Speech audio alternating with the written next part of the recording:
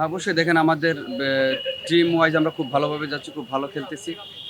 আর আগামীকালকে যে final match, দোয়া করবেন আমাদের জন্য যাতে আমরা চ্যাম্পিয়ন হইতে পারি। মোহামেডান লাস্ট অনেক বছর ধরে এই এই ইয়েটা নিতে পারে নাই। তো আলহামদুলিল্লাহ এই বছর টিমটা অনেক ভালো ছিল।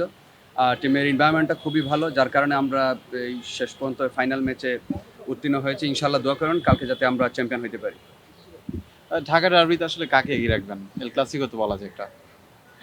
আহ, এত ইয়ে কিছু না, তবে আবাহনী মেহামেডান সবসময় গরম খেলা হয়, সবসময় একটু উত্তেজনাপূর্ণ ম্যাচ হয়। তো আগামীকালকে তাই হবে ইনশাল্লাহ। ওয়েদারটা একটু ইয়ে আছে, দেখা যাক ইনশাল্লাহ যদি ওয়েদার ভালো থাকে 50-50 100 ওভার ম্যাচ হবে।